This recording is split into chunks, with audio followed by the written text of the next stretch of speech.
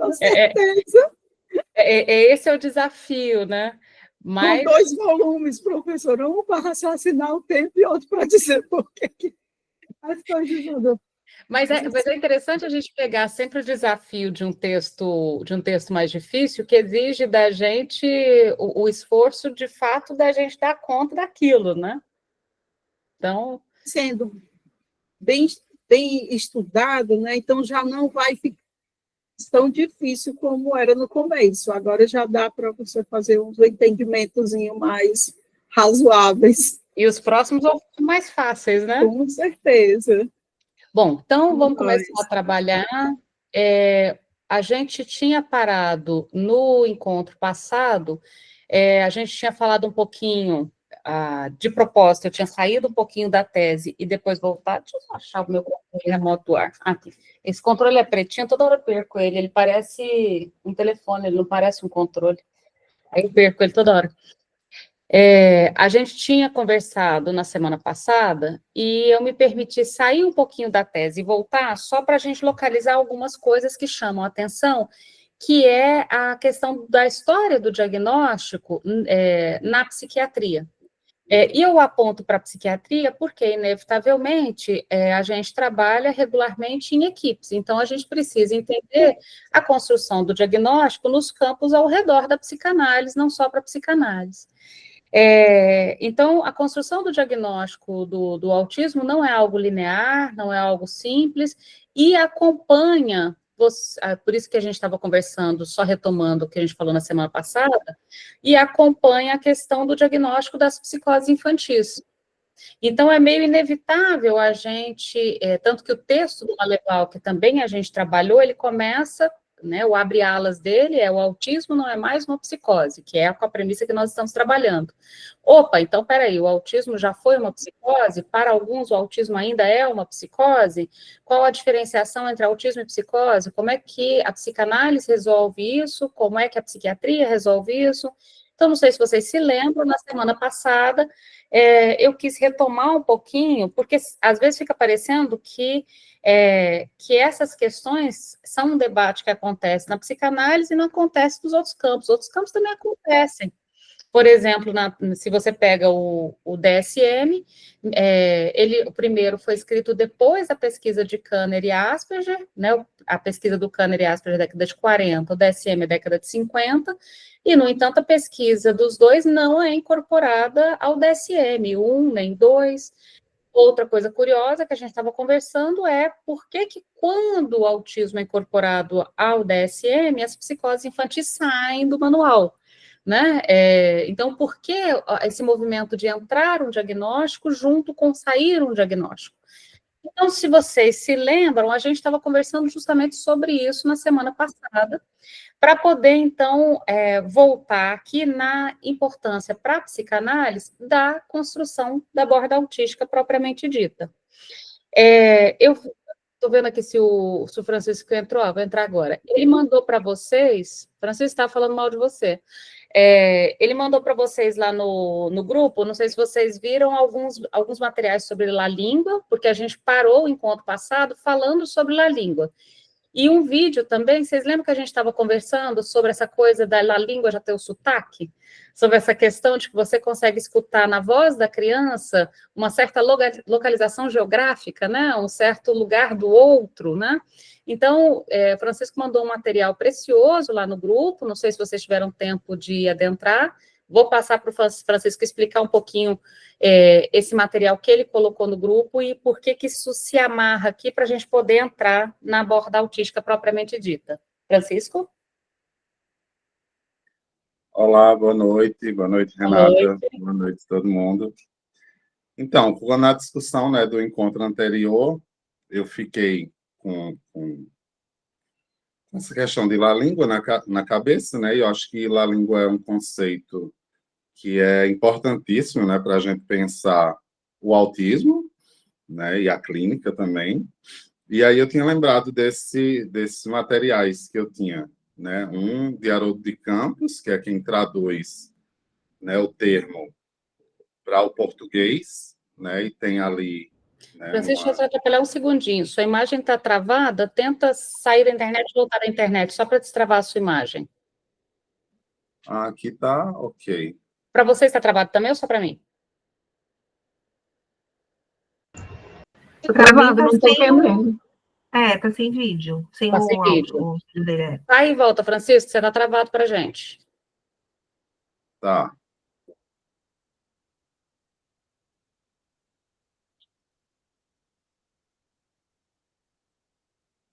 Voltou? Não, você está sem imagem. Você saiu da internet e volta. Sai da sala e volta de novo, então. Vamos, vai e volta. Tem horas que parece que tem que fazer umas É, com a internet.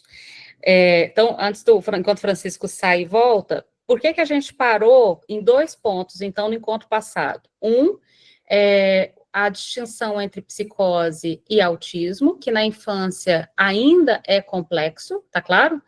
Na idade adulta é menos complexo, porque as psicoses, elas começam a ter manifestações de sintomas positivos depois dos 13, embora nós temos as psicoses não desencadeadas, continuam oferecendo lá suas complicações. E a segunda coisa é a importância do conceito de la língua, porque é através da língua que a gente consegue precisar essa difícil tarefa da distinção psicose e autismo na infância, sobretudo nas crianças pequenas, entende?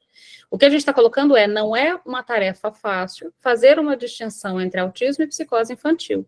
E uma vez que na psiquiatria a psicose infantil desapareceu do DSM e entrou para dentro do espectro da esquizofrenia geral como um transtorno raro, vez por outra pode acontecer.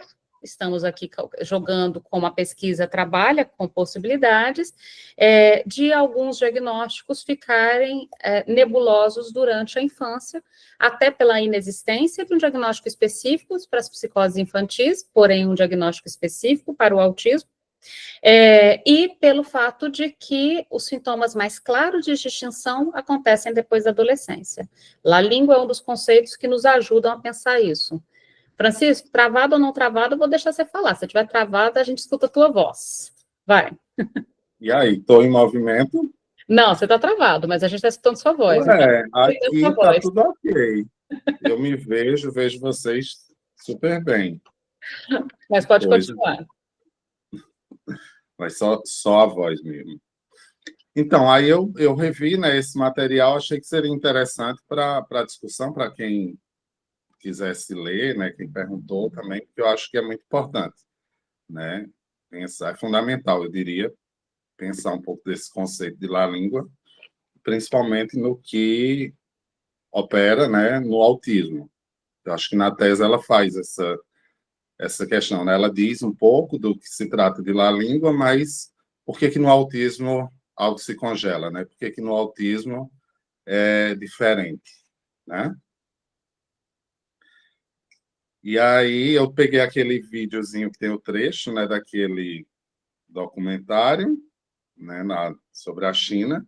Também é bem interessante, né, a sonoridade daqueles meninos chineses lendo, cada um de uma vez, né, todo mundo junto, né, que dá uma ideia um pouco do que seria, né, la língua, essa massa sonora, né, do que se trata. Com o conceito de la língua, Lacan inaugurou um novo aparelho conceitual, né? O que deu um giro no seu ensino e produziu efeitos na clínica. Se antes a gente tinha, né, concebe-se, né, de primeiro ensino e segundo ensino de Lacan, né? Se no primeiro ensino, né, a linguagem seria vista como o tesouro dos significantes, né? Com la língua, né, a gente tem o tesouro dos equívocos. O equívoco é a marca, né, de la língua, né? E essa questão do equívoco, né, nos lança, né, revela, né, que algo escapa à língua, né? Há um real em jogo ali, impossível de ser recoberto pelo significante. O termo la langue, né, Lacan cria depois de cometer um lapso, que é bem interessante. Né, no seminário Saber do Psicanalista, ele iria falar la planche, né, aquele famoso autor do vocabulário de psicanálise, e falou Lalande, né, misturando o nome de Laplanche com o nome de um dicionário francês, que é Lalande. Né, e daí, né, ele pega, porque Lacan aproveitava absolutamente tudo, né, e faz aí, cria daí o termo Lalande. Né, e aí ele diz, né, vou citá-lo aqui, eu faço Lalande porque isso quer dizer lá, a lalação. Ou seja, é um feito muito precoce do ser humano fazer lalações. Assim, basta apenas ver um bebê, escutá-lo e verificar pouco a pouco que há uma pessoa, a mãe, que é exatamente a mesma coisa que Lalang, exceto que se trata de alguém encarnado que lhe transmite Lalang. Achei interessante, né, essa... E é lá no seminário 20, né, que ele vai formalizar mesmo o conceito, né, de Lalang, no mais ainda, né, vai construir esse conceito e que a gente vai ver essa distância, né, que ele vai tomando do primeiro ensino. Né? Distância não quer dizer que ele vá negar ou negativizar aí o que se passou no primeiro ensino. Mas a gente vai ver, como eu falei, né, passa do inconsciente estruturado como uma linguagem, né, a linguagem como tesouro do significante, para lá a língua. Né? E lá ele vai dizer que a linguagem é uma elucubração de saber sobre a língua. Né? Ou seja, a língua ela está antes da linguagem, né? Antes da estrutura. E isso é muito importante para a gente pensar, inclusive pensar no autismo como uma hipótese, né? De quarta estrutura. E um ponto, né, que eu achei interessante também é que tem, eu não vou saber localizar onde não sei se é no seminário 20, que Lacan ele vai falar, né, dos detritos deixados pelo banho da linguagem no bebê, né, fazendo uma metáfora de uma peneira. Né, porque o falacer, né, quando chega ao mundo, ele chega no mundo de linguagem, né, e essa linguagem ela impacta no corpo. Né? E é a partir desse impacto no corpo que algo vai surgir, vai se dar. Não tem jeito.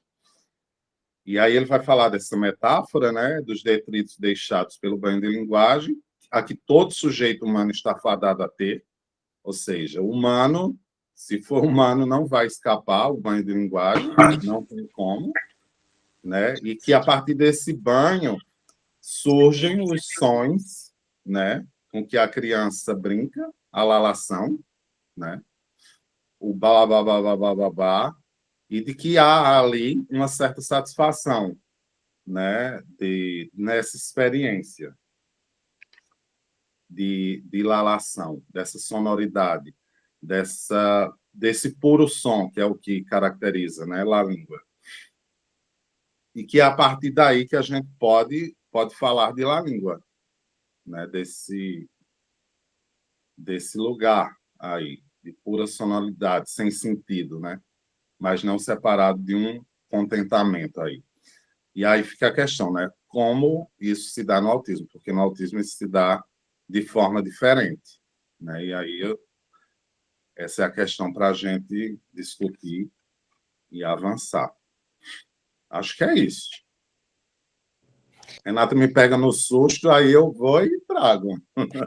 Então, eu pedi para o Francisco fazer essa leitura. Eu estou tentando enviar aqui, Nádia, o link, o meu negocinho não quer colar de nem jeito nenhum. Se alguém puder colar o link do grupo, eu não sei porque ele está apanhando aqui do Ctrl+C, Ctrl+V. Vai entender por quê. Não quer ir.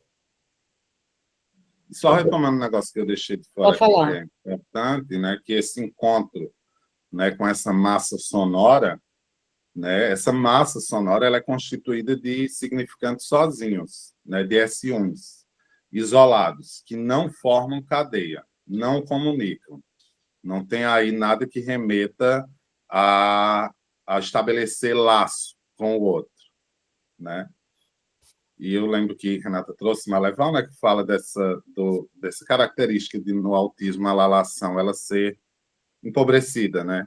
Ser algo reduzido, né? Que parece, e tem a ver com isso, né? Porque, como ela trouxe também no encontro passado, esse júbilo, né, que o bebê tem quando começa blá, blá, blá, blá, blá, e dirige, né, para o outro. Né? O outro captura isso e também o bebê, ele entra, faz um laço com isso. Né? Mas, a priori, essa massa sonora, pura e simples, né? A língua, esses S1 sozinhos, ele não estabelece laço com o outro, né? Não se comunica. É isso. Então, e nesse ponto, veja, por que a gente está conversando sobre essa questão da língua? A grande questão que a gente estava colocando na semana passada é a dificuldade de fazer o diagnóstico diferencial entre as psicoses infantis e o autismo. Eu diria que ali é onde mora o maior risco de equívoco. A gente vai tendo uma notícia desse equívoco, da possibilidade desse equívoco, à medida que algumas crianças que receberam o diagnóstico de autismo crescem e, a partir da adolescência, têm manifestações da psicose. E aí a gente, então, questiona um pouquinho sobre essa dificuldade clínica, e é uma dificuldade que é interessante que todo mundo assuma que é difícil mesmo, tá? Essa dificuldade clínica em fazer a distinção entre os dois. Se a gente não assume que há uma dificuldade clínica, o risco de erro é maior, e os diagnósticos muito rápidos, ou diagnósticos por fenômenos, ou exclusivamente por fenômenos, levariam a um erro mais constante nesse sentido. Então, só recapitulando o que o Francisco colocou, vou lembrar aqui uma citação que ele colocou do Lacan, e outras duas aqui que eu gosto do Quinet. Olha só, a do Lacan, eu faço lalang porque isso quer dizer lá. A lalação, ou seja, é um feito muito precoce do ser humano, fazer lalações. Então, uma das coisas que a gente observa é que a gente espera encontrar no bebê muito precocemente as lalações. Esse blá, blá, blá, blá, blá, essa lalação, essa vontade de se expressar, mesmo não tendo material para isso. Então, assim, basta ver um bebê, escutá-lo e verificar pouco a pouco que há uma pessoa, a mãe, que é exatamente a mesma coisa que lalang, exceto que se trata de alguém encarnado que lhe transmite a lalang, ou seja, na lalang a gente percebe que essa criança é filha de alguém, porque ela repete o som dessa origem. É interessante também colocar, vocês colocaram aí no chat, o Francisco colocou a lalang como tesouro dos equívocos, né, que é o modo que é apresentado. Então, veja, qual que é a importância da lalang? Porque no momento em que ela acontece, abrem as possibilidades de equívoco. E os equívocos são importantes na língua, a língua ter mais de um sentido, a possibilidade de inventar um significante aonde me falta palavras, mas eu continuar tentando me expressar. Quando a gente tem um quadro, e o autismo tem essa característica de faltar esse lalang, ou ter um lalang muito diminuído, isso significa também que esse tesouro dos equívocos também vai ser um tanto quanto diminuído. Então, é na lalang, veja próximo agora do Quinet, é na lalang que o sujeito vai enlaçar seu desejo. Então, por que a lalang dá notícia do desejo? Porque você vê um esforço, mesmo quando a criança ainda não tem ferramentas para dizer, há um esforço de dizer, há um esforço de existir, há um esforço de se comunicar com quem está ao redor. Ou seja, no excesso que escapa a língua, na fratura que a lalang proporciona. O ser humano é um corpo falante, a língua se refere àquela forma de falar do bebê, aproximadamente entre 1 e 2 anos, que parece uma língua própria do bebê, antes mesmo da articulação significante. Então, ainda ele não sabe falar cadeira, cachorro, babá, mamãe, papai, mas ele está ali tentando se expressar antes que a articulação significante lhe dê condições, mas a vontade, o desejo já está lá. Então, a lalang dá notícia de um desejo, dá notícia de uma intenção, dá notícia de uma relação com o outro. Então, a lalang é o balbucio, é o tati-bitate, é a lalação, é daí que vem o termo lalang, inclusive, eu não sabia disso que o Francisco colocou do Laplanche, esse eu não sabia não, Francisco, aprendi agora. A lalang é, então, aquilo que o sujeito recebe da língua materna, como uma chuva de significantes que se depositam em seu corpo como material sonoro, ambíguo, equivalente, repleto de mal-entendidos, com seus diversos sentidos e, ao mesmo tempo, sem sentido. Essa última parte, principalmente, veja, o que a gente está falando? A língua permite que o sujeito receba a língua materna como uma espécie de chuva de significantes, né? Só que essa chuva de significante permite ainda bem esse tesouro dos equívocos, que são os mal-entendidos, os diversos sentidos, o sem sentido, que é uma característica, sobretudo, da neurose. Essa possibilidade de uma linguagem mais maleável, de uma linguagem repleta de sentidos, de mal-entendidos, de equívocos e de não sentido. Uma linguagem que pode se articular mesmo de um modo dúbio, mesmo quando eu não sei articular, ainda assim eu me esforço para.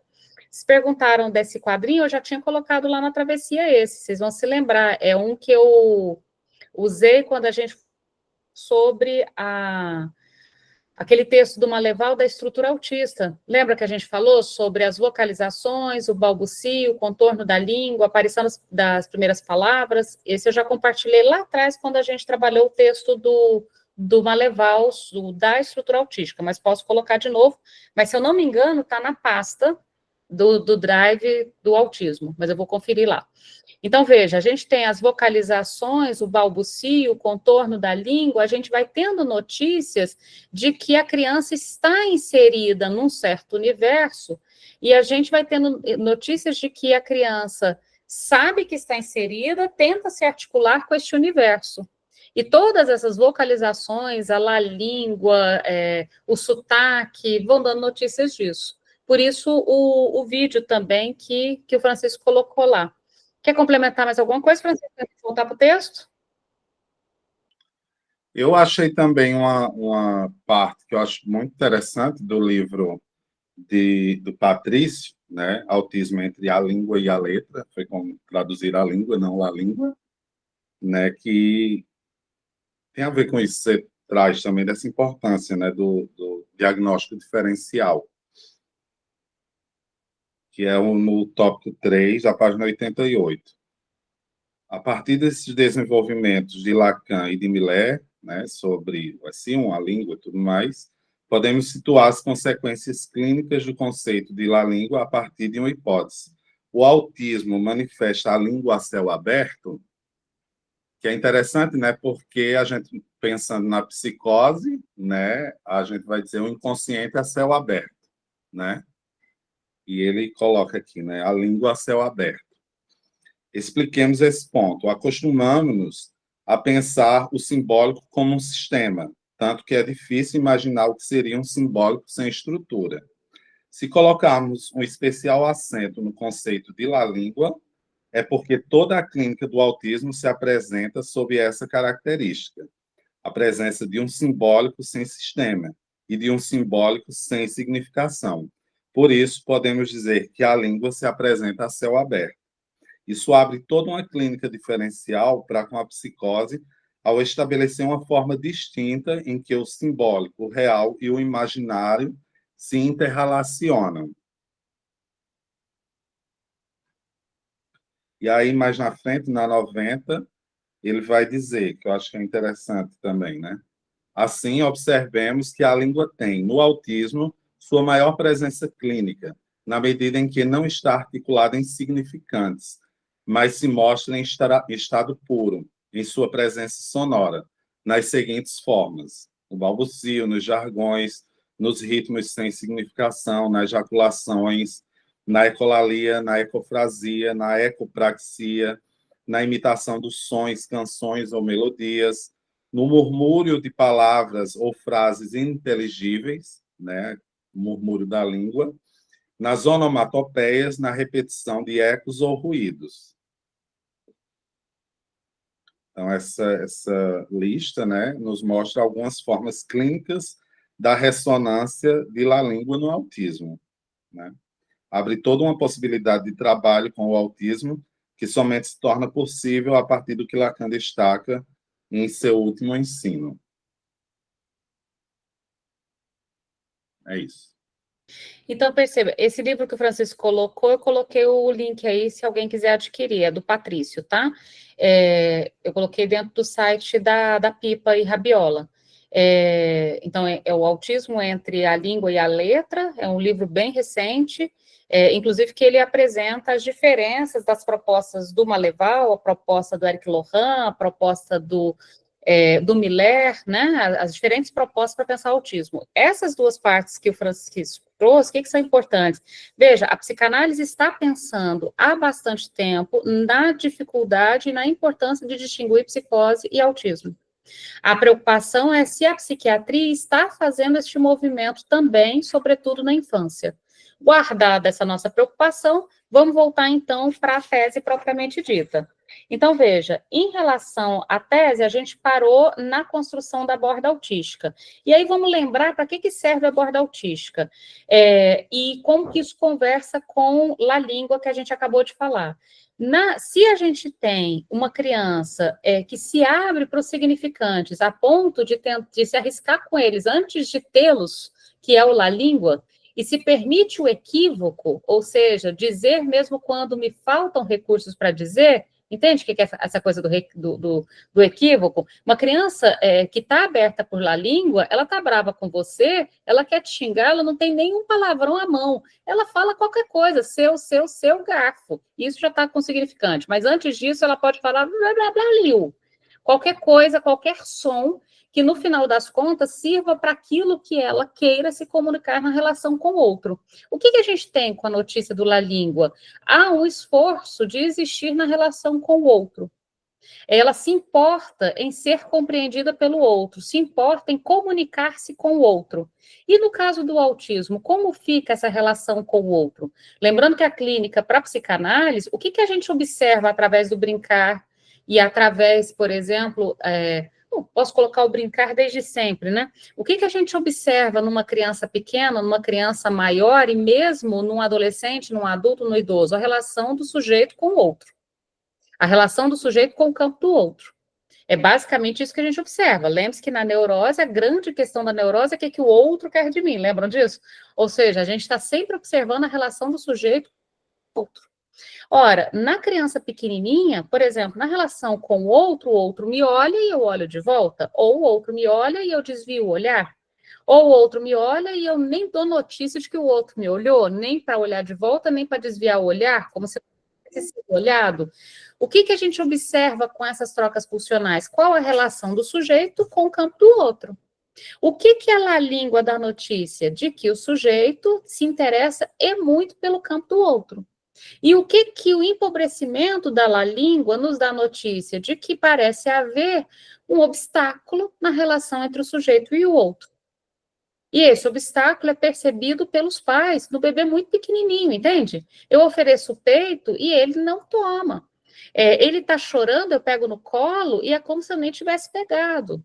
Eu olho e ele não me olha de novo, entende? Os pais percebem, muito pequenininho, que há uma espécie de ruído na relação entre o bebê e o campo do outro. É só você perguntar para os pais que os pais costumam dar notícias. É sempre assim, Giano? Nem sempre. Aí você tem que lembrar a diferença dos níveis de suporte, se a gente pensar no autismo como TEA, né, como transtorno de espectro, ou se eu pensar ali atrás na pesquisa da década de 40, a diferença do autismo do Kanner e a diferença da pesquisa do autismo do Asperger, vocês lembram? O Asperger apontava que os autistas que ele observou tinham um desenvolvimento com algum nível de troca nos primeiros 3 anos, e essa perda da troca se acentuava a partir dos 2, 3 anos. Os autistas observados pelo Kanner, constatava-se que esse prejuízo na troca com o campo com o outro era observado ainda no bebezinho muito pequenininho. 3 meses, 6 meses e assim por diante. Então, tem variação, tá, Jane? E essa variação, essa sutileza, nos dá notícia, inclusive, do que hoje é chamado de grau de suporte. Eu digo que hoje é chamado de grau de suporte porque é muito polêmico esse negócio do grau de suporte também. Eu não sei se vocês estão inteirados que vários autistas, sobretudo adultos, adolescentes e adultos, questionam um pouco essa coisa de só ter 3 graus de suporte. É muito mais complexo que isso, e o primeiro grau de suporte ser o 1, como se de algum modo todo sujeito autista fosse precisar de algum grau de suporte a vida toda, como se então fosse uma estrutura que por si só delimitasse um grau de suporte. Bom, eu acho que grau de suporte temos todos em algum nível da cultura, mas vocês estão entendendo o que eu estou apontando. Então, a questão da língua nos é importante justamente para a gente tentar entender essa diferença na criança pequenininha, ok? Vamos voltar lá para o texto? A gente leu até, me corrija, Rosane, me ajuda aí, a gente leu até a página 152, penúltimo parágrafo, foi isso? Isso mesmo. A gente chegou na protoconservação, não? Da Lasnik, Lasnik... Chegou a falar salvo engano, começamos a falar das Lasnik, se alguém puder ajudar também, e aí... Parou aí, justamente aí. Parou no parágrafo da Lasnik, não foi? Isso. Ia começar esse parágrafo. Ah, tá. Então não estou tão doida assim. É porque eu marquei esse, mas depois vai que eu estou errada. Então, vamos continuar exatamente de onde a gente parou. Então, lembrando, nos parágrafos anteriores, a gente estava falando, vou voltar um parágrafo acima do olhar e da voz, só para não ficar muito doido quem for assistir gravado depois. Então, a gente estava falando sobre a importância da língua para dar notícia da relação entre o sujeito e o campo do outro. Então, no parágrafo da 152, penúltimo parágrafo, a voz e o olhar, assim, tornam-se objetos, por vezes terrificantes, invasivos, incompreensíveis, pois não aderiram ao significante. A voz precisa aceder ao gozo vocal para ser incorporada como significante do outro. E o olhar se conclui pela demarcação de IA e a linha A, diferença estabelecida no tempo de passagem no espelho com a fundação da imagem especular que o autista não alcançou. O que é essa imagem especular que o autista não alcançou? Aqui a gente está falando, inclusive, do estágio do espelho. E lembrando que o estágio do espelho, ele tem a ver com um certo movimento em direção a procurar esse campo do outro. E nessa procura do campo do outro, a criança se acha no espelho. Ou, na não procura com o campo do outro, a criança não se acha no espelho. Percebe que uma coisa leva a outra? Então, essa dificuldade na entrada no campo do outro, mais que dificuldade, a gente vai falar de elisão, de uma espécie de esquiva ao campo do outro, à oferta do outro, vai levar, consequentemente, também a criança a não se encontrar na imagem do espelho, ou demorar mais tempo para se encontrar na imagem do espelho, fazendo com que o significante não tome corpo, né? Mas nele se incrusta como traço do puro gozo do um. E aí vamos para o próximo parágrafo, onde a gente parou. Diga, Francisco. É interessante nessa parte aí, o significante não toma corpo, porque quando o significante toma corpo, há uma borda, né? Ou seja, há um furo. A gente tem que pensar furo e borda, né? E como no autismo isso não acontece, né? O que fica é, como ela diz aqui, né? Incrustam como um traço do puro gozo no 1, ou seja, o S1. S1, S1, S1, nessa interação. Tentando aqui articular com a questão da borda, né? Que a borda no autismo não é via significante, né? E aí é interessante porque o significante não toma corpo, o significante tomar corpo seria o significante passar pela alienação, ser assimilado por aquele que se apropria do significante como sendo seu e pode, portanto, deslizá-lo. E aí, quando você coloca, então, né, o que fica se o significante não toma corpo, né? Se ele não toma corpo, fica o S1 congelado, fica S1, S1, S1, ele não se apropria a ponto de poder deslocar, né? Nesse sentido, Francisco? Isso mesmo. Então, seguindo para o próximo parágrafo, Lasnik, 2013, ao realizar pesquisas com bebês, salienta que aqueles que vieram a se estruturar no autismo não realizaram a protoconversão, não foram afeitos ao manhês, nem respondiam ao balbucio do cuidador primário. Maleval chega a afirmar que o autista apresenta uma disfunção da pulsão invocante, que é o que a gente está colocando. O que é essa pulsão invocante? Essa pulsão de convocar, só vocês se lembrarem desse primeiro encontro com o bebê. Você oferece o sorriso, o olhar, o peito, o colo, o toque. O encontro ele é feito através dessas trocas pulsionais todas. Você convoca o bebê para existir nessa relação com você. Então, apresenta uma disfunção na pulsão invocante, a qual permite que se expressem certamente, mas que dificulta que se façam ouvir. Só chegam a isso, no entanto, por intermédio de uma relação com a linguagem mediada pelo duplo, que é o que a gente vai conversar hoje, dando origem a uma língua de signos que engendra a um prolongamento do simbólico no imaginário. Então, veja, não é que não vai haver a possibilidade de enlace de encontro, mas ao invés de haver esse enlace e encontro pela via da pulsão invocante, por uma certa disfunção dessa pulsão invocante, esse encontro vai se dar mediado pelo duplo. E o duplo compõe os elementos da borda. Só lembrando, a gente já estudou bastante sobre a borda aqui no grupo para trás, lá no texto do Autista e Sua Voz. Vocês se lembram que a gente estudou no capítulo 3, do Autista e Sua Voz, que era basicamente a composição da borda. Mas voltando lá, a borda tem 3 elementos. O duplo, o objeto autístico e as ilhas de interesse, ou interesses específicos. A linguagem, então, vai acontecer um encontro com a linguagem, porém mediada pelo duplo. E aqui a gente já tem uma diferença entre o encontro da linguagem na neurose e no autismo. Seguindo um pouquinho mais, a dificuldade do autismo, estamos na 153 que entrou agora, tá? A dificuldade do autista em generalizar ou compreender o campo emocional é recorrente.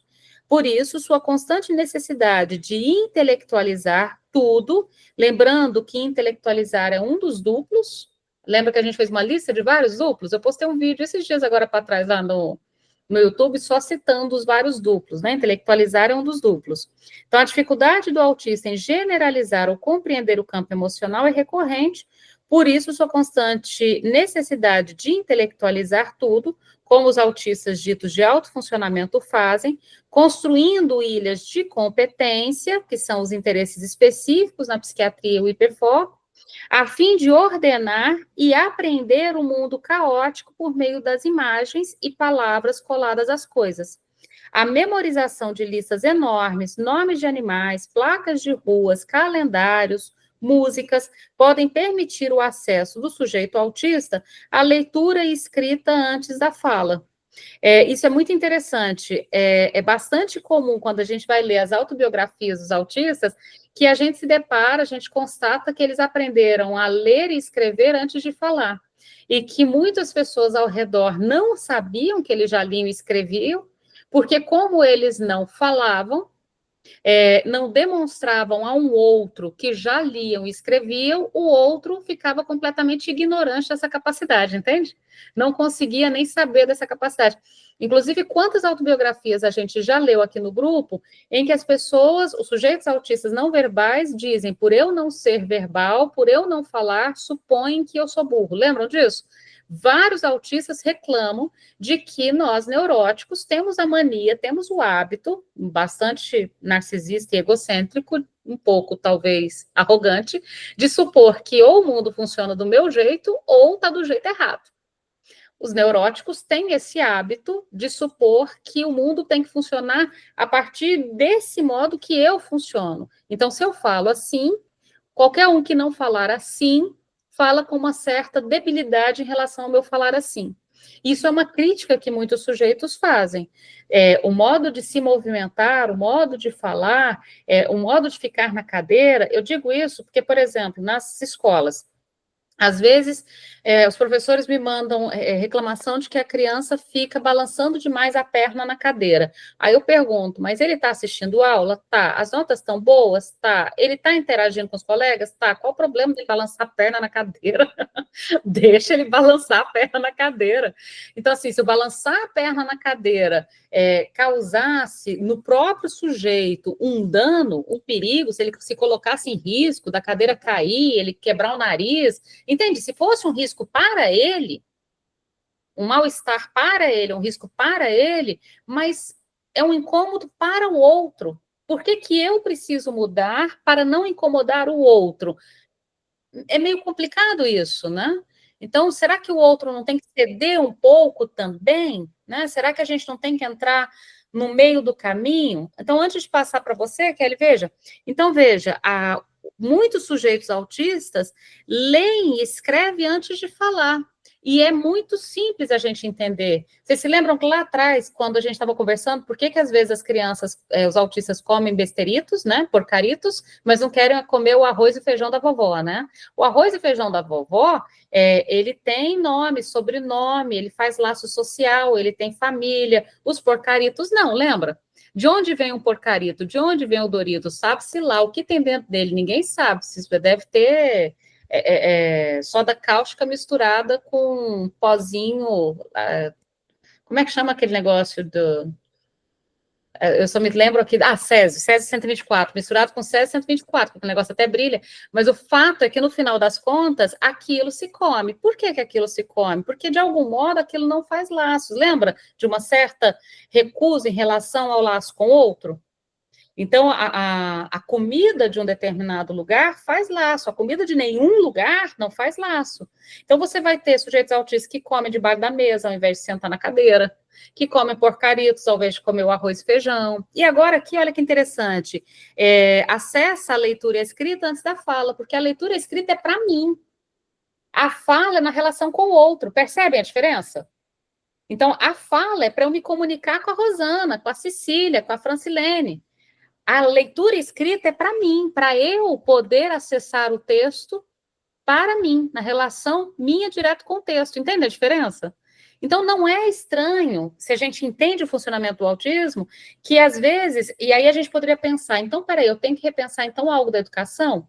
Temos que repensar algo da educação, porque talvez a alfabetização do sujeito autista se dê diferente da criança neurotípica. Por exemplo, a criança neurotípica adora dizer para o outro.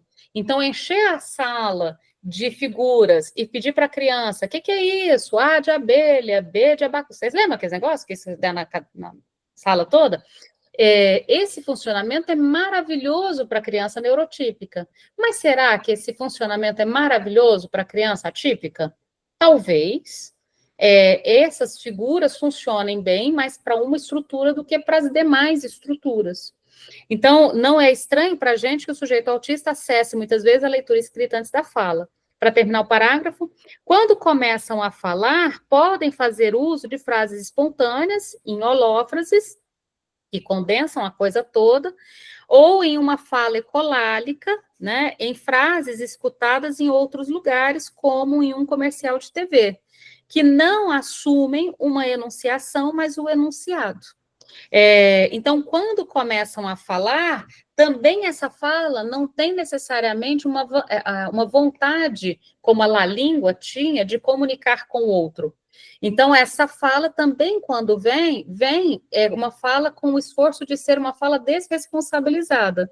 Por isso, uma fala em frases espontâneas, uma fala ecolálica, ou seja, uma fala que, de algum modo, eu ecoe algo que não necessariamente é meu, que não dê notícias do meu próprio desejo e que não forneça necessariamente trocas com o campo do outro. Percebem a diferença? Ok? Kelly? Oi, Renata, tudo bem? Desculpa, não abri a câmera, gente. Mas eu achei muito engraçadinho isso, que eu trabalho com crianças com autismo também dentro do espaço, e eu vi isso uma vez, da criança aprender a escrever antes de falar. Eu dei um abecedário para ele, com um abecedário e tem números também. E aí ele escreveu Mandaguari. colocou certinho as letras. Ele tem 4 aninhos, sabe assim, super comprometido em relação à fala. E quando eu vi ele escrevendo Mandaguari, eu falei, meu Deus, que bonitinho.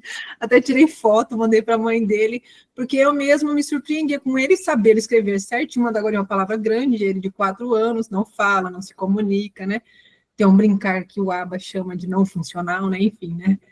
E eu vi isso, assim, na prática, assim, achei muito bonitinho. E eu vejo muito isso que você fala também, né, da recusa, da fala, né? Tem várias crianças que eu atendo, a criança sabe se comunicar, mas ela só fala quando ela quer falar, né? Então, ela sabe falar, mas ela só fala, por exemplo, quando eu estou brincando com um brinquedo que ela gosta muito, ali ela interage. Se eu perguntar, como que você foi, como que tá, não responde.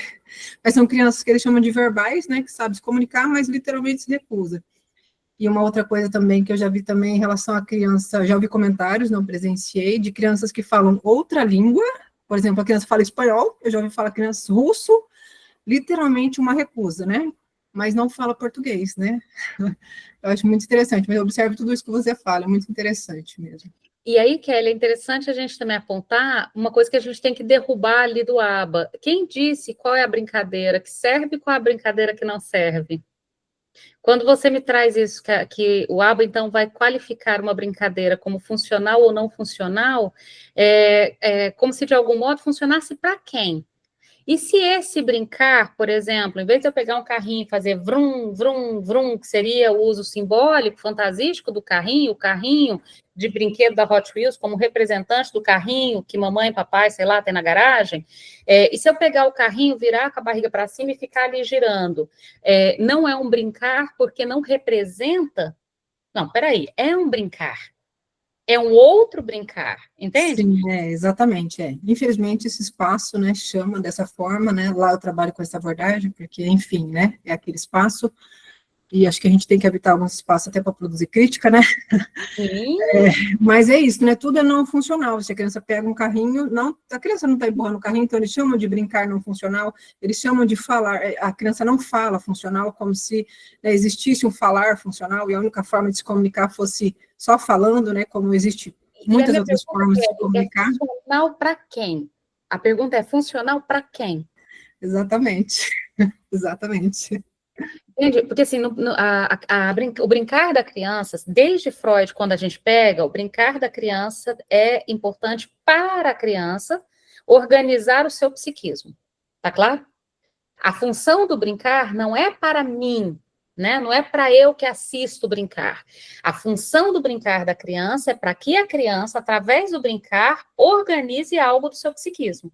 Então, a criança autista vai se organizar não a partir do vrum, vrum, mas da rodinha que gira.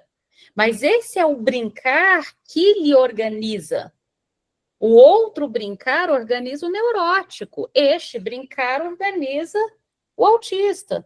E há um outro brincar para a psicose, há um outro brincar. Entendem? Existe uma relação entre o brincar e a estrutura, que é um tema que eu acho maravilhoso, diga de passagem, que é necessário que a gente pense sobre ele. Então, o brincar, ele não tem que ser funcional aos olhos de terceiros.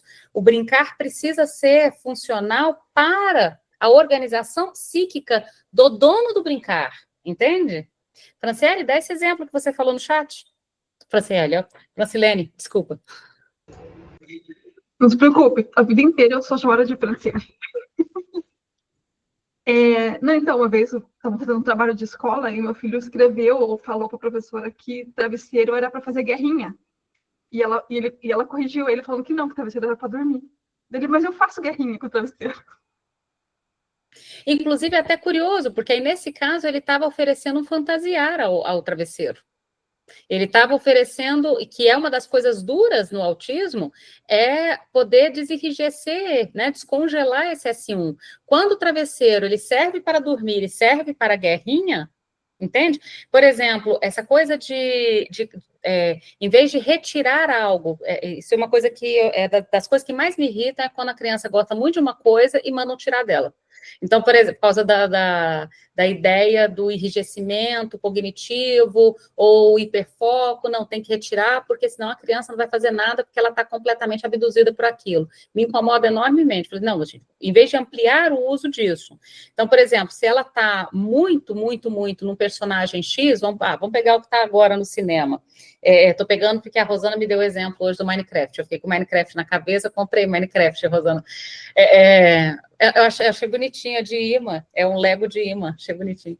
E aí, por exemplo, a criança está ali no Minecraft. Ora, ao invés de eu retirar o Minecraft, supondo que ele ele separa a criança do mundo, por que não eu posso utilizar o Minecraft para todas as funções do mundo? Porque ela brinca com um brinquedo repetidamente, isso não é necessariamente um problema. Porque ela brinca de um modo chamado aí pelo pessoal do ABA como não é funcional para eles. Para eles, mas para a própria criança é. Então, qual a importância do brincar para a criança, não para quem está de fora da brincadeira? E aí, antes de passar para você, Francisco, só lembrando, Kelly, complementando isso que você colocou, veja, nós temos vários tipos de duplo. Você foi dando exemplos muito legais dos vários tipos de duplo. Vamos retomar lá atrás. Nós temos o duplo como o uso de um terceiro como ferramenta, lembram disso? Eu pego uma pessoa e carrego o braço dela para pegar para mim alguma coisa. Falar por procuração, que é, por exemplo, usar marionetes ou usar aplicativos de celular que fazem a minha voz no meu lugar. A enunciação morta, né? O uso de jargões, verborragias, ecolalias, fazer nada com nada, cantar sem contexto. A enunciação técnica, que é fazer palestras, falar língua estrangeira, que é um exemplo que você deu, ou falar uma língua muito técnica, e o espelhamento dos outros também, que é eu não sabendo muito bem como vou ao mundo, eu copio e colo como é que a outra pessoa vai ao mundo. Esse é muito utilizado e leva, às vezes, ao que o pessoal chama de mascaramento, né, do autismo, por exemplo, nas meninas, sobretudo no grau de suporte 1. Mas são vários modos de duplo. Mas qual que é a característica em comum entre todos esses modos de duplo que a gente estava colocando aqui? É muito importante para o autista. Ele precisa do duplo. Ele precisa do duplo porque ele quer sair um pouquinho, só que de um modo protegido do isolamento, mas ele quer que o duplo assuma a responsabilidade, de tal modo que ele sai mais à vontade, ele sai desresponsabilizado, ele sai de um modo um tanto quanto mais confortável. Por isso o duplo é importante. Não é para retirar o duplo, é para fazer uso desse duplo e entender a importância dele. Francisco? Só ressaltar aí a importância disso que você falou, né? Dessa questão do funcional. Funcional para quem, né? Quer dizer, se você tira isso da criança que está ali com a sua forma particular de brincar, de fazer, enfim, mil coisas, né? Com seus objetos, e você retira isso, né? O que é que você está tirando, né? A própria possibilidade ali de estabelecer uma relação e uma possível intervenção que vá, né, ajudá-lo. Me incomoda muito essa coisa do brincar funcional, né, de ter isso como, né, um dito, uma verdade. Não, de jeito nenhum, tem função sim. Para nós pode parecer estranho, nós neuróticos, né, mas para o sujeito tem uma importância que é crucial. E aí eu lembro de um poema de Eurídice Fontella que eu acho que é incrível nesse sentido, chama Ludismo. E aí, no final, ela vai dizer: quebrar o brinquedo ainda é mais brincar. Acho precioso isso. Quebrar o brinquedo, desmontar o brinquedo, querer saber como o brinquedo funciona, montar e desmontar 1 milhão de vezes. A Lena pergunta sobre a fala muito formal. A mesma coisa, Lena. A fala formal, que é também a fala, a gente chama de enunciação técnica, a fala muito formal.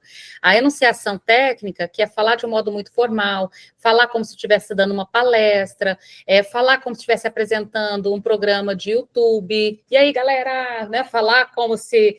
tem vários, tá? Que parece que eles estão apresentando um espetáculo, um show. Então, são formas de enunciação, falar em língua estrangeira e também a fala muito formal.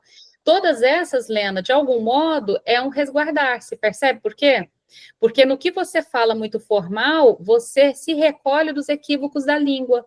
Lembra que a gente falou lá que a língua, como como o Francisco colocou para a gente, essa expressão maravilhosa ali, dos tesouros dos equívocos, aonde ficam os equívocos, Lena, na fala muito formal? Percebe? Por exemplo, eu falo muito rápido. Como eu falo muito rápido, eu sei que eu troco palavra o tempo todo, mas eu vou me virar com as minhas trocas de palavra, de vez em quando. Inclusive, eu fui gravar o curso do Autismo para Casa Saber, que vai sair dia 11, tá? Semana que vem, sexta-feira.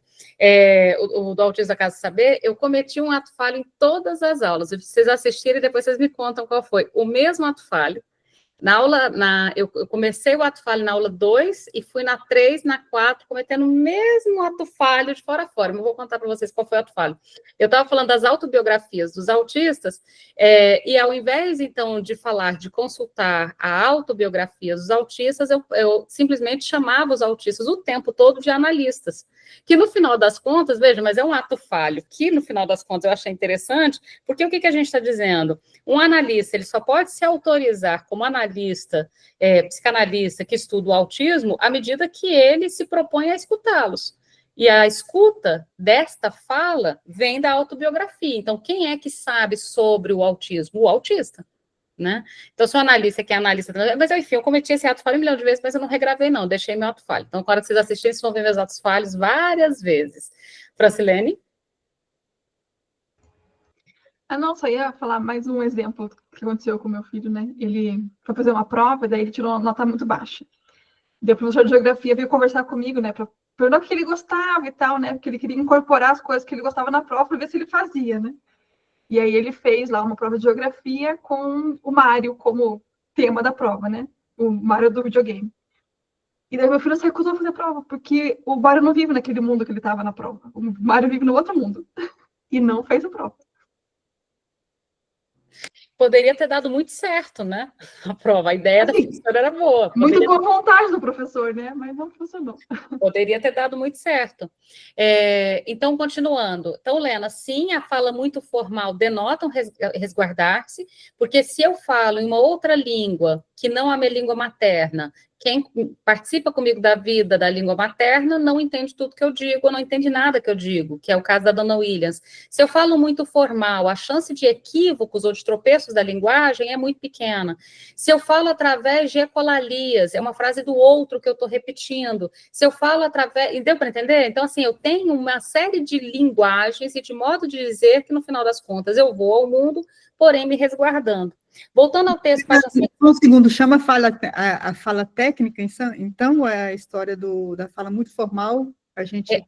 Enunciação técnica. Enunciação técnica, muito obrigada. Enunciação técnica. E a ecolalia, verborragia, jargões, enunciação morta. Entende por que morta? Porque, no final das contas, eu pego algo de um contexto, e de um texto, e de um filme, de um vídeo, que nem está mais lá, e o uso em outro sentido, que não necessariamente aquele. Entende?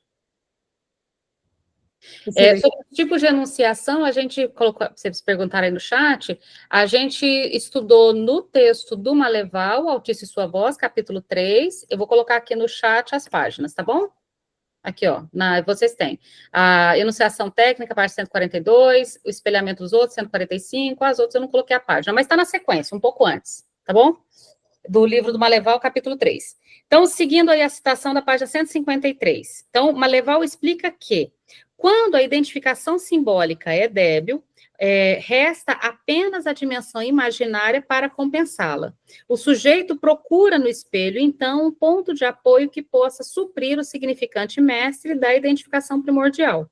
Porém, jamais é uma imagem apta a se duplicar indefinidamente.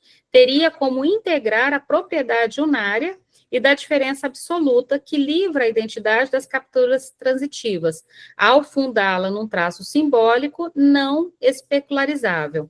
Então, veja, não fazendo, então, o uso do significante, a gente já ficou claro essa coisa do não uso do significante. O uso do significante começa lá no La Língua, lá na vocalização e na língua, que é um esforço e um apaixonamento pelo significante, mesmo quando eu não o tenho. No caso aqui do autismo, a gente está falando de um não uso do significante. Então, não fazendo uso do significante, as crianças autistas percebem o mundo como estranho. As crianças, que o Wesley me perguntou uma coisa aqui, eu respondi para ele, tá? Por isso que eu fiz assim. Então, não fazendo uso do significante, as crianças autistas percebem o mundo como estranho, de difícil apreensão e localização de um lugar próprio, testemunhando um problema para circular na linguagem e na ausência da imagem especular, que o conduz a fazer uso do duplo e que o retira da condição de solidão autística. Então, veja, a solidão autística é uma característica do autismo, mas não significa que o sujeito fique completamente confortável nela, tá claro? Pelo contrário, na solidão autística, a gente percebe que nela o sujeito vai caminhando para um quadro mais de depressão, um quadro de ansiedade, ele começa a se cutucar mais, vai caminhando até mesmo para um quadro mais grave que a gente coloca aí a angústia. Então, a solidão autística, embora uma característica do autismo, não significa que ela não traga problemas para o sujeito, entende? Então, vez por outra, tem conversa com alguns adolescentes, por exemplo, que não voltam para a escola, ou têm dificuldade de voltar para a escola. Não quero voltar para a escola, só que quanto mais não volta para a escola, mais isolado fica, quanto mais isolado fica, mais desinteressado fica, até nas coisas que mais gostou até então, que é tela, e aí mais difícil fica voltar para a escola, e mais desinteressado fica em todas as outras coisas, e de repente essa pessoa está prostrada, parada, olhando para a parede. Entende? Então, assim, por mais que, vez por outra, há uma enorme dificuldade, sobretudo, por exemplo, depois da pandemia, isso ficou muito claro, em voltar ao mundo, porque uma vez que você saiu, voltar é difícil pra caramba, não voltar causa um dano gigantesco. E aí não é só por uma questão de regras, tipo, tem que voltar para a escola porque tem que voltar para a escola. Estamos falando de pessoas que vão entrando num embotamento, vão entrando em um quadro mais grave devido a essa solidão autística. Então, voltando aí, veja, testemunhando um problema para circular a linguagem, e na ausência de imagem especular, que o conduz a fazer uso do duplo, que o retira da condição de solidão autística. Então, a gente começa a procurar duplos. O que pode fazer duplo para o sujeito poder se retirar da solidão autística? Lembrando, tirar a fórceps alguém da solidão autística não é uma boa ideia. Então, por exemplo, eu invadi a casa, nessa solidão autista sofre, e sofre muito. E é visível o sofrimento no corpo, tá? É visível o sofrimento nas autolesões, é visível o sofrimento na inquietação, na alimentação, é visível o sofrimento. Agora, o que é a nossa preocupação? E aí uma crítica, de novo, à questão do ABA. Quando o sujeito autista entra na solidão autística, sobretudo ali perto da adolescência e na adolescência, eu tenho visto alguns psiquiatras colocarem AT e terapias lotando a vida do sujeito. Mas veja, se a solidão autística é justamente a grande questão, será que eu impor uma presença que não foi escolhida por ele e que, pelo contrário, pode parecer extremamente invasiva, vai melhorar ou piorar esse quadro de depressão que advém da solidão autística? Entende a dificuldade? Então, seria interessante tentar investigar quais as possibilidades de duplo. Por exemplo, um jovenzinho adolescente que se fechou completamente. Se fechou não querendo mais tomar banho, não se higienizando regularmente, comendo só porcaritos, e ganhando muito peso, portanto, não querendo ir para a escola, não saindo de dentro do edredom, mal aceitando lavar o edredom. Chega naquele ponto que o edredom não pode ser nem lavado, entende? Porque nem outro edredom já seria grave. Então, neste quadro, o que se observou com isso em relação à questão do duplo especificamente? O que se observou é que tinha, neste caso específico, mesmo quando ele estava mal e não aceitava a entrada de ninguém, não aceitava a entrada de ninguém, exceto um. E esse exceto um é um colega de infância, lá atrás, que por algum motivo, embora eles não se viam há algum tempo, é um colega que quando reaparece, marca ali um lugar que ele abre. Então, ele não deixa entrar ninguém, exceto um. Peraí, então se tem um colega lá de infância que ele não deixa entrar ninguém, exceto um, e esse colega topa ajudar, e a família desse colega topa que ele participe, esse colega passa a fazer a função do duplo. Para ele ir imediatamente para a escola? Não, começamos engatinhando devagarinho. Esse colega passa a trazer as tarefas da escola para ele. Esse colega passa a sentar um pouquinho para ajudar, para fazer a própria tarefa, e ele do lado. Ou seja, esse colega, que é uma pessoa maravilhosa, diga de passagem, assume um lugar extremamente importante de que essa criança permita-se sair da solidão autística. E aí é interessante, porque aí um dia a mãe dele fala para ele, fala assim, mas seu colega vai entrar para estudar nesse quarto fedendo desse jeito? Porque assim, o edredom estava sem lavar um mês, tá? E ele próprio praticamente sem tomar banho. E aí ele toma banho para receber o colega. Ele topa lavar o edredom enquanto o colega estava lá, ainda bem que aqui é seco, secou entre a manhã e a tarde, né? Porque o colega ia. Opa, já abriu mais um pouquinho. Deu para entender mais ou menos a lógica? E aí, obviamente, qual foi a orientação? Vai aproveitando disso. Você vai servir um lanche para o seu colega? Não? Vai lá na cozinha, então, servir um lanche. Opa, já saiu do quarto, foi para a cozinha. Deu para entender? Estamos falando de um quadro que entrou no nível de severidade tal, que parou de tomar banho, não saía da cama, só o mesmo edredom, não foi mais para a escola. Estamos falando de um fechamento bastante radical de um adolescente. Então, a ideia é fazer uso do duplo, e aí descobrir qual é o duplo, é tentar entender, não aceita entrada de nada, exceto o quê? Às vezes pode ser um pet, às vezes pode ser um jogo online, às vezes pode ser, entende? Bom, continuando então, só um parênteses sobre um professor muito bom que a gente vai achando pessoas incríveis no mundo, né? Como é que ele fez para o menino voltar a estudar? Ele ensina matemática dentro do jogo do RPG. Então, ele entra na aula particular, ele entra online no jogo e os dois têm aula dentro do jogo de RPG. Deu para entender a lógica? O professor de matemática, física e química joga RPG junto com ele. E ele tira só nota boa. Ou seja, você vai encontrando pessoas que vão topando esse funcionamento interessante até que ele possa sair dessa solidão autística. Voltando aí para o texto.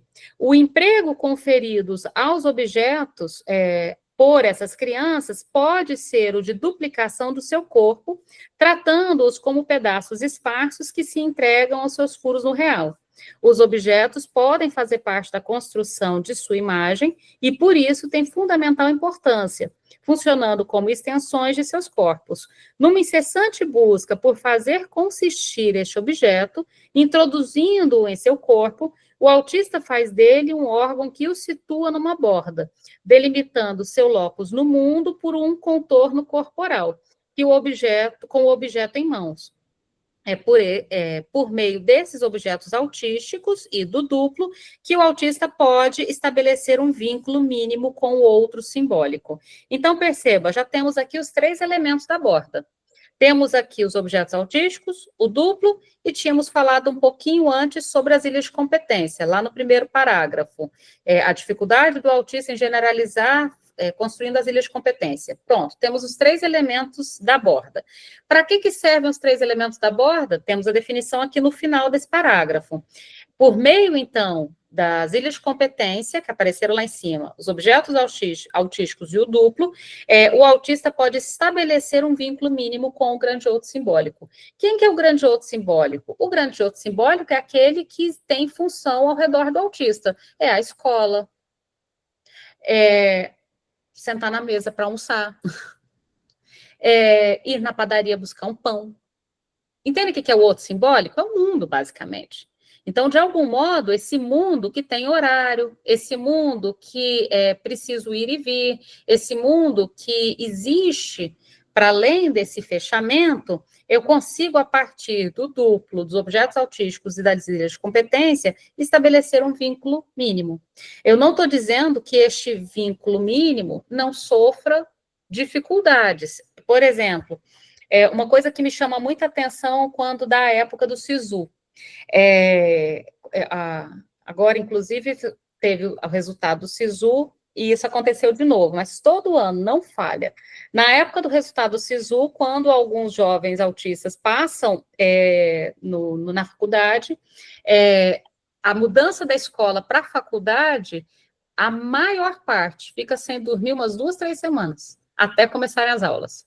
Tem pesadelo, a princípio, muito pesadelo, inclusive é muito interessante estudar sobre o pesadelo no autismo, tem muito pesadelo. Muito pesadelo, e aí o pesadelo ele só cessa quando, na verdade, não está conseguindo dormir direito. Aí não é que o pesadelo cessou, é porque para ter pesadelo você tem que dormir, e chega um ponto que não consegue mal dormir. E bastante relacionado, por exemplo, a essa mudança da escola para a faculdade. Vocês conseguem perceber por que essa mudança ela parece um pouco assustador?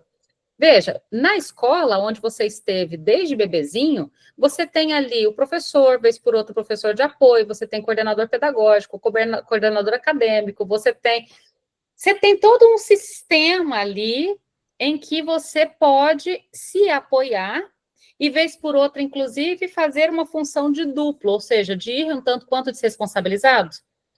Mas e na faculdade? Me contem, como é o curso superior? Cada um por si, não é? Pode falar, Francilene. Eu ia falar exatamente isso, cada um por si, cada um cuida do seu.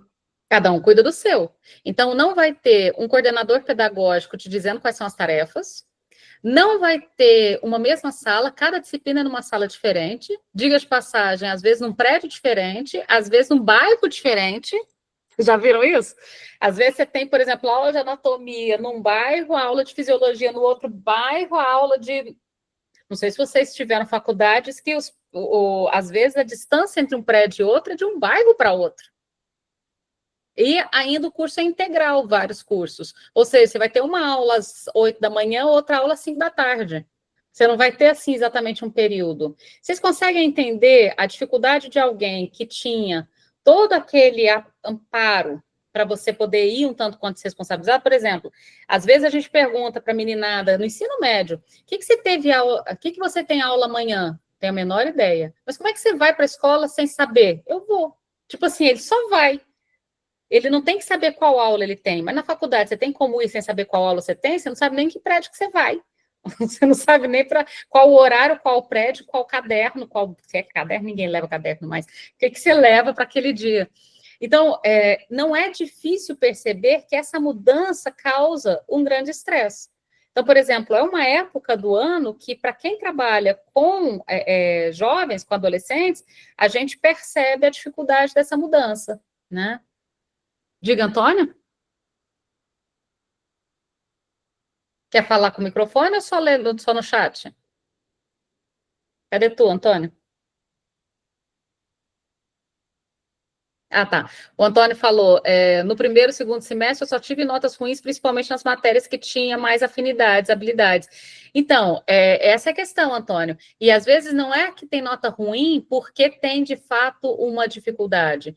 Às vezes tem nota ruim porque tem dificuldade de entender o sistema da faculdade, de entender como é que funcionam os horários, de entender como é que...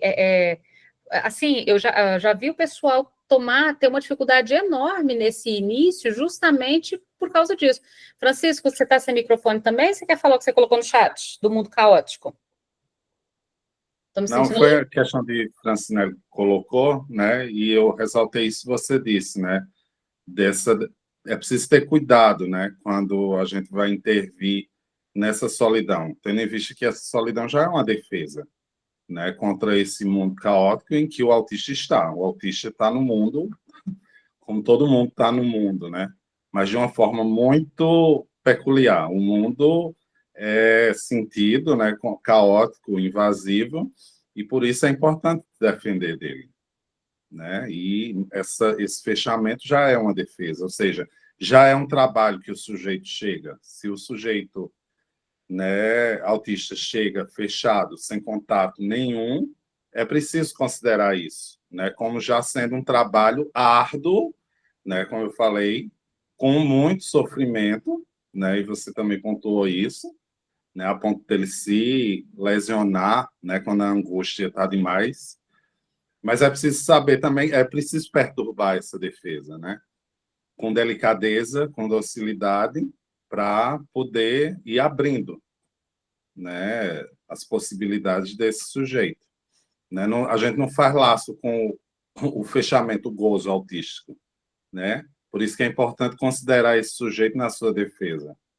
A gente precisa perturbar com docilidade e o autista ele consente com isso, se você o considera. E a questão, Francisco, é sempre com o que a gente perturba. A gente perturba com os elementos da borda. Então, a diferença é você perturbar com elementos que não compõem as características desse sujeito autista e do seu funcionamento, por exemplo, impondo tarefas que são estrangeiras ao seu funcionamento, por exemplo, através de protocolos, ou eu perturbar a partir da provocação dos elementos que compõem a borda do sujeito autista. Então, o que o Francisco está falando de dócil e delicado é a partir dos elementos da borda, do objeto do sujeito, do duplo do sujeito, do interesse do sujeito, e não impondo protocolarmente algo estrangeiro a ele. Pode complementar, Francisco. Não, isso é fundamental, isso é uma direção clínica fundamental que você está trazendo, porque a borda e os elementos também são trabalho, né, que o sujeito faz nessa relação com o mundo, um modo de poder estar no mundo, né, suportá-lo, através dos objetos, dos duplos e dos interesses específicos. E é isso, é considerar o que ele traz. Isso é precioso. E aí é interessante a gente observar, veja, às vezes as pessoas falam assim, é muito abstrato. Não é. Veja que o que a gente está tentando aqui é colocar, veja, não é um trabalho muito claro que é para ser feito. Não tem nada de absurdamente estranho ou abstrato. É muito simples. Eu conheço a criança, ou adolescente, ou adulto, ou idoso, seja lá quem for esse sujeito autista, eu me interesso por conhecer o que o interessa, tento entender como ele utiliza esse interesse na sua vida, dos objetos, dos duplos, das ilhas, e esses interesses vão ser provocados, cutucados, ampliados, entende? A partir desses interesses, não outros. Então, é um manejo bastante claro. Paula? Acabou que você respondeu, Renata. É porque eu fiquei pensando, no caso desse menino que você falou, que era muito severo e precisou desse ótimo amigo, né, que fez esse papel aí. Eu conheço um caso, e aí são crianças mais novas, né, em que um menininho que é autista, ele foi para a escola com um coleguinha, eles mudaram de escola juntos, e aí esse amigo era o duplo dele. Só que agora esse amigo que fez outros amigos, ele não quer mais ser o duplo dele, e ele está isolando esse menino. Então, ele está sofrendo muito, sabe? E aí eu fiquei pensando, né, como é que poderia ser esse manejo aí com essa criança? Mas você já falou, né, a gente pega os outros elementos da borda para conseguir ir manejando isso, já que esse duplo, né, não funciona mais de alguma forma, não quer atuar de alguma forma, a gente vai para os outros elementos. E é curioso porque, assim, o melhor dos mundos é quando o duplo é algo que o sujeito pode abrir mão, mas não perder. Nesse caso, Paula, quando o duplo é uma outra pessoa, como, por exemplo, um coleguinha, é um problema porque a criança pode perder o duplo antes de conseguir abrir mão dele. Percebe o problema? Quando o duplo é, por exemplo, um personagem tipo Mickey Mouse, ou o duplo é um pet, eu tenho um nível de controle sobre esse duplo que eu posso abandoná-lo antes de perder. Lembrando que o duplo será abandonado. Ele será substituído por outro. Dificilmente o duplo vai permanecer o mesmo indefinidamente, tá claro? Mas uma coisa é quando eu abandono o duplo, outra coisa é quando eu sou abandonado pelo duplo.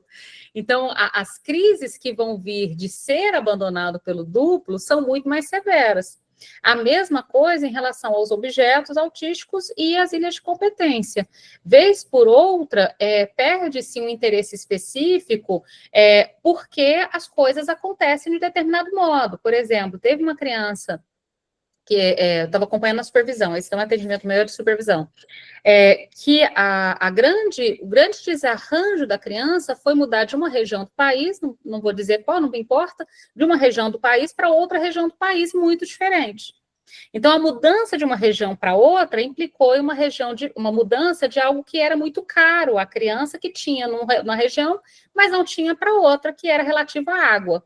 Muda-se sai de uma região que tem litoral para uma região sem litoral. E uma das coisas que organizava muito essa criança era a questão do barulho do mar, de sair da escola e caminhar na praia, catar conchinhas. Boa parte da organização dessa criança estava enlaçada com o mar. Quando os pais, por motivo de força maior, que é trabalho, não tem outro jeito, tem que sair dessa região litorânea e ir para uma região que não tem água a quilômetros de distância, a criança perde, então, essa referência. Então, assim, não é ela que abandonou o mar, ela foi abandonada pelo mar, né? Ela foi retirada do mar. E aí vem uma dificuldade enorme de poder reconstruir isso, porque uma caixinha de areia não é exatamente a areia do mar, né? Uma piscininha de plástico não produz as ondas que o mar produz. Então, não é uma tarefa fácil substituir um interesse específico tão amplo como, por exemplo, o oceano. Mas, então, assim, é muito imprevisível como vai ser. Mas o fato é que a vida acontece, dá dó, mas a vida acontece, né? E a vida acontece e impõe esses desafios. Então, como é que a gente vai fazer diante desses desafios? O que poderia ter sido feito e não foi feito, mas, de novo, as pessoas não têm como saberem que vai ter um problema antes do problema acontecer. Então, o que poderia ter sido feito, sabendo que a criança tinha o mar e a praia e as conchinhas nesse lugar privilegiado, e era de se pensar que tinha, porque, assim, a decoração do quarto da criança era sereia, o pijaminha da criança era de peixinho, ou seja, todas as coisas da criança eram relativas a essa temática, era meio que de pensar. Mas poderia ter sido feita uma transição mais gradual, mas no final das contas, com receio de que a criança pudesse recusar a mudança, não contaram sobre a mudança. Simplesmente foram passear de avião como se fossem viajar e voar lá já tinham feito a mudança. Então, ela não teve a chance de se despedir do mar, de pegar umas conchinhas para levar para casa. Poderia-se ter feito um certo transporte desse negócio. Então, poderia ter sido mais bem feito, assim. Mas, ok, a gente só sabe do problema depois que o problema acontece, né? Para fechar aqui o texto, vamos lá, página 153. O duplo funciona, então, como uma imagem real, distinta da imagem especular. Por que distinta da imagem especular? Porque não teve o estágio do espelho, lembra? Então, a alalação, o estágio do espelho, vários acontecimentos da neurose se dão de um modo diferente no autismo. Então, no lugar da imagem especular, que é do estágio do espelho, a gente tem a imagem real. O sujeito autista se vê e não se reconhece no espelho. Então, não faz aquele jogo e aquele brincar com o espelho. Ao contrário, vê um outro que lhe causa estranhamento, como se não fosse eu, como se fosse um outro. Maleval, contudo, salienta que o duplo não é um objeto estranho e maléfico que testemunha uma deslocalização do gozo. Pelo contrário, é um objeto familiar, sempre controlado ou considerado como um amigo, inerente ao mundo assegurado e do qual o sujeito se vale de bom grado para tratar do gozo pulsional. Está no texto que a gente já leu. Por isso, o duplo pode servir ao autista como base para uma enunciação, como em um gesto-frase em que pode manter-se protegido da inconsistência terrificante da linguagem. O duplo por meio de enunciação artificial, que a gente já falou, de enunciação artificial, a enunciação morta, com a enunciação artificial, como o robô Now, tem atestado para muitos autistas.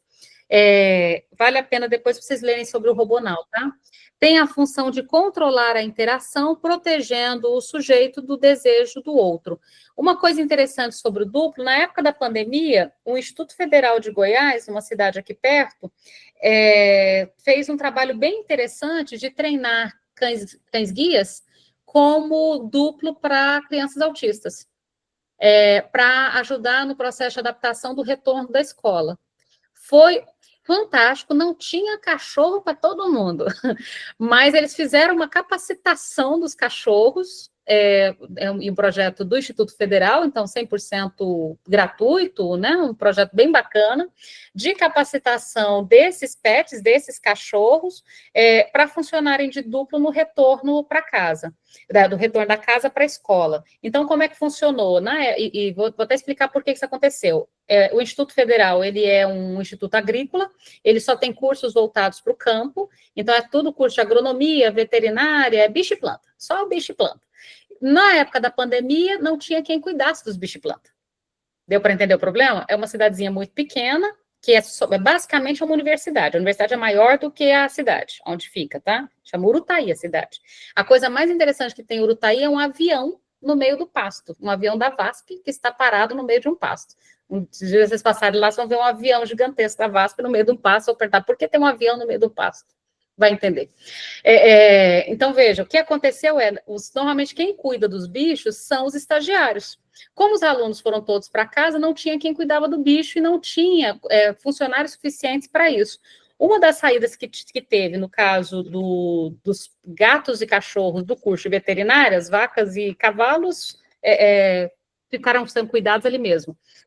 Foi essa ideia de que eles iriam para casas de crianças com algum tipo de questão que pudesse ser um problema na hora de voltar, e ter uma parceria de várias universidades, dentre elas crianças autistas, porque aí, quando a criança voltasse para a escola, o que faria o laço entre algo que a criança se apegou durante a pandemia em casa e queria com ela para a escola? O cachorro. Funcionou muitíssimo bem esse projeto, por exemplo. Francisco? Eu acho esse parágrafo, né, que você terminou de ler, interessantíssimo, inclusive para fazer a diferença com a psicose, né? Que ele diz, o duplo no autismo é real, né? Não é imaginário. Porque na psicose a gente vê né, real, distinta da imagem especular. Na psicose a gente vê a presença de um duplo imaginário, né? E que tem aí, né, perturba o sujeito na sua deslocalização de gozo. Né? Achei interessante para pensar aí a diferença. O duplo no autismo é real, né? Esse que ele considera como um amigo, né? Assegura, né, algo do mundo, e o sujeito se vale de bom grado para ele. Quando o autista elege um duplo, né, isso se estabelece. Né? Ocupar o lugar do duplo, por exemplo, na psicose é arriscado, né? Porque isso pode virar, né? Por se tratar de uma imagem especular, né? Pode sim, né, ter aí um momento de, como é que posso dizer, que sustenta o sujeito. Paranoia, né? Isso, pois é, achei super interessante.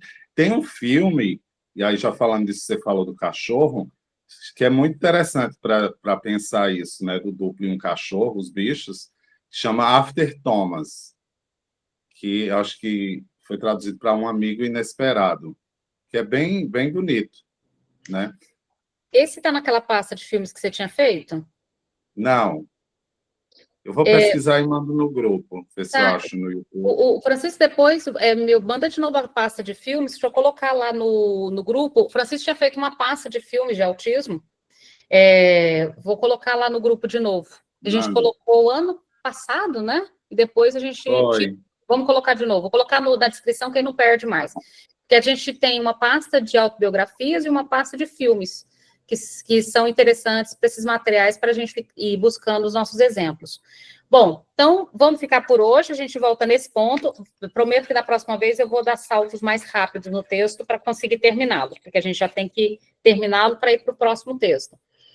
Mas só lembrando, então, o nosso encontro não vai ser daqui 15 dias exatos, ele vai ser no dia 28, tudo bem? Diga, Rosemary. Rosemary, acho que foi sem querer a mão? Tá. Então, olha só, no dia 28, então, a gente volta, vão ter 2 semanas sem, até por causa dos feriados que vão ter aí pela frente, tá bom? Sobre o brincar na infância, deixa eu fazer um convite rápido. Quem quiser, eu vou fazer um curso só sobre o brincar na infância, e um dos módulos é o brincar nas estruturas. Já que Estou falando isso até pelo que a Kelly colocou, da questão do brincar funcional, e a gente falou, funcional para quem? Então, existe um brincar que a gente usa na clínica e que funciona para o próprio sujeito, e é um brincar em cada estrutura. Então, tem o brincar na neurose, tem o brincar no autismo, tem o brincar... gostei, Adjane, dei meu curso de presente para todo mundo. Então, quem quiser a gente conversar sobre o brincar e o brincar nas estruturas, eu convido vocês, tá bom? Beijo para todo mundo. Bom feriado, no plural. Obrigada, Francisco, pelo Lalang. E eu não sabia do Lalang. Obrigado também. Aprendi hoje, não sabia desse. Eu quero o seu livro, viu, de brincar, mas eu queria um autógrafo. Eu te mando. Quem quiser, eu coloquei um drivezinho lá, é só preencher que eu mando autografado. Beijo para todo mundo. Ótimo. Tchau, obrigada. Beijo. Beijo. Obrigada. Tchau.